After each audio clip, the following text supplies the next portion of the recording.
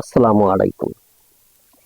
একটি আলোচনা সভার আয়োজন করা হয়েছে, যেখানে কিছু ব্যক্তিকে হাজির করা হয়েছে।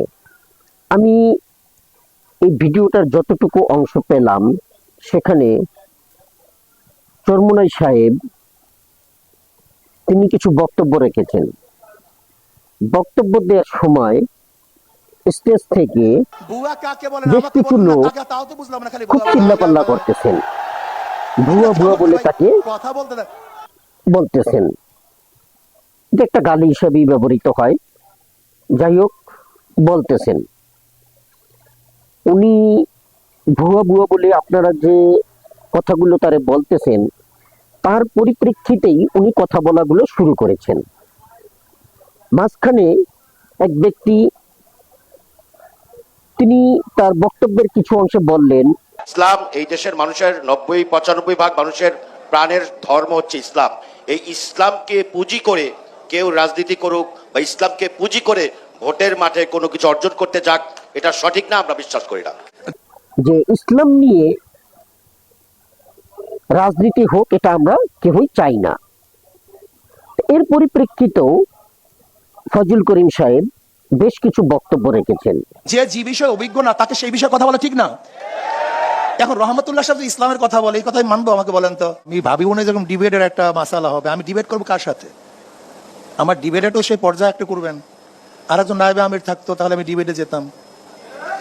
এখানে ব্যাপারটা হয়েছে, আপনারা একজন এখানে ডিবেটের জন্য আমাকে ডাকছেন, আসলে মনে হয় এরকম। কিন্তু আমরা তো আপনাদের কথাগুলো শুনতে চাই। নাও এখানে ঘটনা হয়েছে, আমার আরেকজন ক্যান্ডিডেট থাকতো, আরেকজন ক্যান্ডিডেট থাকতো, আমি তার সাথে কথা বলতাম। সরোয়ার ভাই থাকতো, তার সাথে কথা সর্বজন শ্রদ্ধেয় ব্যক্তি হিসেবে সবাই তো আপনার কথা শুনতে চায়। আপনি এখানে ডিবেটে আমাকে ডাকবেন, কার সাথে ডিবেটে ডাকবেন? আমি কার সাথে ডিবেট ডাকবো? ওনার এই পুরো বক্তব্যটা আমি শুনলাম, আপনারাও শুনুন। যদি আমার ভুল হয়, আমার দলের লোক আমাকে ভুল বলেন, যেটা ভুল বলছেন, এই মেজাজ করেন। যদি আমিও ভুল করি, আমার মেজাজ, আমার দলের লোক বলেন হুজুরা ভুল, এই মেজাজ করেন। আর আমার শত্রু যদি সঠিক বলে, তাকে বলেন এটা সঠিক কথা বলে, এই মেজাজ করেন আপনারা। কিন্তু আমাদের মধ্যে অবস্থাটা কি? আমাদের দলের লোক যদি খারাপ বলে এটাও ঠিক, আর ভালো বললেও ঠিক না অন্য দলে। এটা কেন ভাই? এর রেওয়াজ হয়ে গেছে। যেমন আমি জনাব রহমতুল্লাহ সাহেবকে যদি বলি যে খালেদা জিয়ার অভিজ্ঞতাটা কি ছিল, সে তো গৃহিণী ছিল, সে তো কোনোদিন রাজনীতিও করে নাই। আমরা দেখি নাই জিয়াউর রহমান সাহেবের সাথে সে রাজনীতি অংশগ্রহণ করেছে। যদি তিনি একজন দেশের প্রধান হতে পারেন, আমি মনে করি আমাদের দেশের উপজেলার যারা দায়িত্বশীল তারাও দেশ পরিচালনা করতে পারবেন, কোনো সমস্যা নেই। এরপর আসুন ভাই, কথা না বলি, কথা শেষ করতে দেন, কথা শেষ করতে দেন। যদি আমার কথা প্রশ্নের এগেনিস্টে পৌঁছলা, সমস্যা কি বলবেন, সেটা সমস্যা কি? এরপর আসুন ইসলামকে ব্যবহার করা। অ্যাকচুয়ালি ইসলাম অনুযায়ী চলার, ইসলামকে ব্যবহার করা, দুটোর মধ্যে পার্থক্য আছে। যেমন এক ব্যক্তি হামেশাই টুপি পরে, এটা তার অভ্যাস। আর একটা হলো স্বার্থের জন্য টুপি পরে, এই দুই টুপি কিন্তু এক টুপি না। কেউ হামেশা নামাজ পড়ে আর কেউ নির্বাচনে নামাজ পড়ে, এই দুই নামাজ কিন্তু এক নামাজ না। কেউ সবসময় শরিয়াত অনুযায়ী চলে আর কেউ নির্বাচনের সময় ইসলাম হুকুমাত অনুযায়ী চালাবে, মদিনা সনদে চালাবে, এই দুই সনদ এক সনদ না। দেখেন, আমরা কিন্তু সবসময় ইসলাম অনুযায়ী চলার চেষ্টা করি। 92% মুসলমান ইসলামের বাইরে যাবে কেন? আজকে ডেমোক্রেসি আনবেন কেন? ডেমোক্রেসি কি এটা মদিনাওয়ালাদের? ডেমোক্রেসি কোথা থেকে আসছে? সোশ্যালিজম কি মদিনাওয়ালার? ক্যাপিটালিজম কি মদিনাওয়ালার? সেকুলারিজম কি মদিনাওয়ালার? আপনি বলেন Socrates, Plato, Aristotle, Montesquieu, Locke, Rousseau যে নীতি আদর্শ বাস্তবায়ন করে মদিনাওয়ালার। আমি একজন মুসলমান হয়ে ইসলামের বাহিরে যাব কেন? এটা প্রথম প্রশ্ন। দ্বিতীয় প্রশ্ন হলো এই, ইসলামের মধ্যে যদি বৌদ্ধ, হিন্দু, খ্রিস্টান, বিজাতি সমস্ত জাতিদের কল্যাণের কোনো নিয়ম কারণ না থাকতো, তাহলে প্রশ্ন তুলতে পারতেন যে ইসলামী হুকুমাত হলে হিন্দুদের অবস্থাটা কি হবে, খ্রিস্টানদের অবস্থাটা কি হবে, ইহুদিদের অবস্থাটা কি হবে। ইসলামের মধ্যে যদি সকল ধর্মের, সকল মতের মানুষের চলার সাম্য, মানবিক মর্যাদা, সামাজিক ন্যায় বিচার প্রতিষ্ঠিত করার আইন নিয়ম থাকে, তাহলে আপনি ইহুদিদের কাছে আইন ধারা আনতে গেলেন কেন? ব্রিটিশে গেছেন কেন?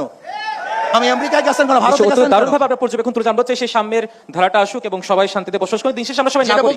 আমি যেটা বলতেছিলাম, দেখেন, ইসলামী ফোবিয়া এবং ইসলাম সম্পর্কে অজ্ঞতা আমাদের মূর্খ বানিয়ে দিয়েছে। আমি দেখছি হাজারো বড় বড় লিডার যাদের ইসলামের মূর্খতা কোন পর্যায়ে পুঁছছে আমি চিন্তাও করতে পারবেন না, ইসলাম সম্পর্কে জানিই না। যারা ইসলামের ব্যাখ্যা জানে না, ইমানের ব্যাখ্যা জানে না, শরিয়াতের ব্যাখ্যা জানে না, এরা যদি ইসলাম সবের কথা বলে তাহলে পাগলে তো হাসবে। এখন বলেন তো আমি বুয়া না কে বুয়া আমাকে বলেন, এই কথা বলেন না। অত্যন্ত দারুণ ভাবে আপনি একটা পর্যবেক্ষণ তুলে ধরেছেন। আমার কথা শেষ করতে দেন, আমার কথা শেষ করতে দেন। শোনেন, আমাদের মধ্যে পরিবেশ থাকা চাই, এক পরিবেশ থাকা চাই, সুন্দর পরিবেশ থাকা চাই। যাদের উত্থান গুন্ডামি, যাদের পরিচয় গুন্ডামি, যাদের পরিচয় মাস্তানি, যেই লিডারদের উত্থান পরিচয় একমাত্র গুন্ডামি মাস্তানি, এখন যদি আমরা তাদের দল করে ভুয়া না হই, আর যাদের কলঙ্ক বলতে কিছু নাই তারা সব ভুয়া হয়ে যাবে। যাই কথা এটা না, আমাদের কথা হলো প্রত্যেকের আদর্শ থাকবে, নীতি থাকবে। নিশ্চয়ই আমরা দেশটাকে করতে চাই, নিশ্চয়ই আমরা দেশটাকে করতে। এখন এখানে আপনারা তার ভুলটা কোথায় দেখতে পেলেন? আমি তো দেখি উনি অত্যন্ত সুন্দরভাবে বক্তব্য রেখেছেন, উনি সুন্দরভাবে বোঝাতে চেয়েছেন আপনাদেরকে, কিন্তু আপনাদেরকে যে জাহেল বলতেছে এবং আপনারা কমেন্ট সেকশনে এসে তাকে অনেকে ধুয়ে দিয়েছেন এই জাহেল বলে, যে জাহেল বলে মানুষকে, আসলে সে নিজেই একটা জাহেল, সে আসলেই ভুয়া, এরকম বলে তার কমেন্ট সেকশন ভরে রাখছেন। এর জন্যই বলছি আমাদের দেশের সবচেয়ে বড় সমস্যা হলো জাহলাত। নিশ্চয়ই আপনার কথা একটা, আমাদের দেশের বড় সমস্যা জাহালাত, আপনারা আসলে না জানা। সাম্যের দেশ গড়তে চান, নিশ্চয়ই এটা ইসলামী আন্দোলন হাত পাকা বুয়া হবে কেন? আমরা একটু এই রক্তের মধ্যে এক ফোঁটা হারাম নাই, তোমরা যাদের পিছনে আছে তার রক্ত হারাম ভরা। একজনে বলছে হাত পাকা বুয়া, কই কে বলছেন হাত পাকা বুয়া? এই কে বললেন হাত পাকা বুয়া? আচ্ছা বলেন তো হাত পাকা আদর্শ কি বলেন তো আপনি? এ ভাই, এই জাহেল যে বলছেন হাত পাকা বুয়া, আপনি বলেন ইসলামের হাত পাকার নীতি আদর্শ কি বলেন তো, বলেন তো। মুফতি সৈয়দ মোহাম্মদ ফয়জুল করিম বলেন। এই যে কমেন্ট সেকশন গুলো ভরে রাখছেন তাকে এই সমস্ত কথাবার্তা বলে, উনি যে আপনাদেরকে স্টেজে বসে যেই ব্যক্তি বললেন, যে কোন ব্যক্তি বলতেছেন ভুয়া ভুয়া, কারে বলতেছেন আমি তো নিজেও বুঝতেছি না, স্পষ্ট করে বলুন। আপনাদের যদি সেই সৎ সাহস থাকে, সততার সহিত স্টেজে দাঁড়াতেন, স্টেজে দাঁড়িয়ে মাইক নিয়ে তাকে প্রশ্ন করতেন যে আপনি এই কারণে ভুয়া, বা আপনার এই নীতিটা কেন। উনি তো বারবার বলতেছে হাত পাখা এবং ইসলাম সম্বন্ধে আমাদের যে গঠনতন্ত্রের নিয়ম আছে সেই নিয়ম সম্বন্ধে কোনটা ভুয়া আমাদেরকে বলেন। পারলেন না তো একটা ব্যক্তি দাঁড়িয়ে তাকে সেই ভুলটা ধরিয়ে দিতে, কিন্তু আপনি গোপনে গোপনে, বিশেষ করে এই মহিলাটিকে দেখুন, উনি এই কাজটা বেশি করে করতেছে, অথচ উনি পর্যন্ত সততার সহিত দাঁড়িয়ে বলতে পারলো না একবারও যে আপনাদের এই গঠনতন্ত্রটা ভালো না, বা এই কাজগুলো ভালো না, আপনারা এই কাজটা কেন করেন। পার্টিকুলারলি তাকে প্রশ্ন করেন, প্রশ্ন করে তাকে ঠেকাতেন, তাহলে আমিও আপনার সাথে বাহবা দিতাম যে হ্যাঁ আপনি সঠিক জিনিসটা ধরেছেন।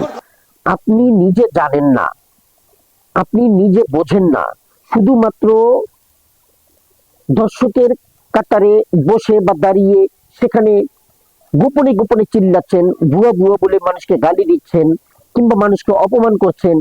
এই অপমানটা একসময় যে আপনার উপরে ফিরে আসতে পারে সেটা কি আপনি বোঝেন, যে আল্লাহর বিচারটা কি?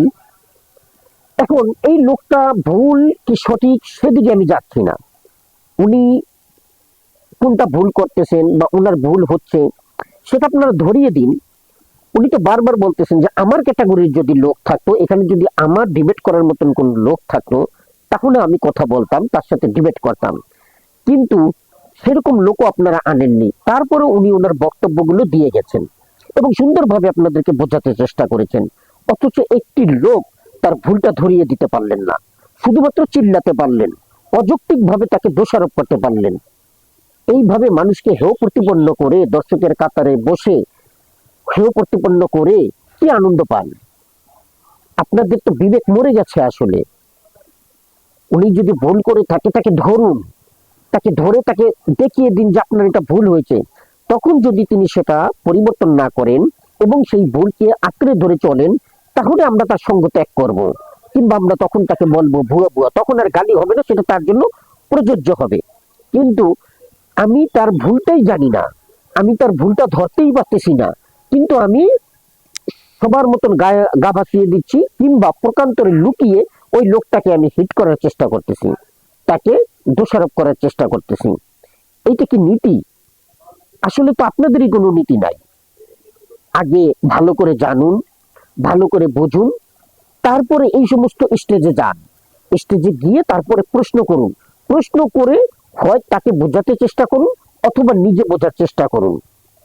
যদি তার ভুল থাকে তাহলে সেই ক্ষেত্রে সে যদি ভুল নাও মানে, যারা দর্শক শ্রোতা আছেন তারাও সবাই দেখবেন, তারা বুঝতে পারবেন যে হ্যাঁ এখন উনি উত্তর দিতে পারতেছেন না বা উনি ঠেকে গেছেন, অতএব উনি এখানে ভুল, বাম তামতা করতেছেন, এই জন্য উনি ভুল। সেটা তো আপনারা কেউই করতে পারলেন না। অতএব এমনি ভাবে শুধু শুধু মানুষকে দোষারোপ করবেন না। আগে মানুষকে বুঝুন, জানুন, তারপরে কথা বলুন। মানুষকে সম্মান করতে শিখুন, তবেই আপনিও সম্মান পাবেন। ওনাকে আমার তরফ থেকে সর্বতভাবে ধন্যবাদ জ্ঞাপন করতেছি যে উনি সুন্দরভাবে বক্তব্য দিয়ে ওনার মনের কথাগুলো বোঝাতে পেরেছেন। কিন্তু দর্শক সারিতে যারা বসে আছেন তারা তাদের দায়িত্ব পালন করতে পারেননি, তারা সঠিক প্রশ্ন করতে পারেননি, বরঞ্চ অযথাই তাকে শুধু শুধু দোষারোপ করেছেন, বুড়া বুড়া বলে বলেছেন, যেটা দর্শক সারির এহেন আচরণ ঠিক হয়নি। এবার আমার তরফ থেকে একটি অনুরোধ করতেছি সকল মিডিয়াদেরকে, যারা মিডিয়ায় আছেন তাদের নিকট আমার একটি সবিনয় অনুরোধ। ঢাকা 17 আসনে এস এম খালেদুজ্জামান দাঁড়িয়েছেন একজন এমপি প্রার্থী হিসাবে, আবার তার প্রতিদ্বন্দ্বী হিসাবে আছেন তারেক রহমান। উনাদের দুজনের একটা ডিবেট আলোচনা করা হোক। তারেক রহমান দেশে আসার পর থেকে আজ পর্যন্ত কোনো একটি মিডিয়ায় তার কোনো টক শো তে তাকে হাজির করা হয়নি, কিংবা তার কোনো সাক্ষাৎকারও নেওয়া হয়নি। টুকিটাকি কিছু সাক্ষাৎকার তার সেই সভার মধ্যে নেওয়া হয়েছে, কিন্তু ব্যক্তিগতভাবে কোনো টক শোতে তাকে আমন্ত্রণ করে তাকে কোনো প্রশ্ন করা হয়নি। যেমন করা হয় শাহরিয়ার কবিরকে, যেমন করা হয় আমতারেককে, যেমন করা হয় এনসিপির বিভিন্ন নেতাকর্মীদেরকে, এমনি ভাবে আরো অনেককেই করা হয়ে থাকে। কিন্তু আজ পর্যন্ত দেখলাম না তারেক সাহেব দেশে আসার পরে এরকম কোন মিডিয়ায় উপস্থিত হয়েছেন এবং তাকে সাংবাদিকরা মন খুলে প্রশ্ন করতে পেরেছেন। তাই এরকম মন খুলে যাতে দর্শকরা এবং সাংবাদিকরা প্রশ্ন করতে পারেন এবং তারা কতটুকু যোগ্য সেই যোগ্যতার বিচারটা নিরূপণ করার জন্য এরকম একটি প্রোগ্রামের আয়োজন করা হোক, যেখানে খালেদুজ্জামান এবং তারেক রহমান সাহেব উপস্থিত থাকবেন। তাদেরকে দর্শক সারি থেকেও প্রশ্ন করা হবে এবং সংবাদকর্মীরাও প্রশ্ন করবেন। ধন্যবাদ। আসসালামু আলাইকুম।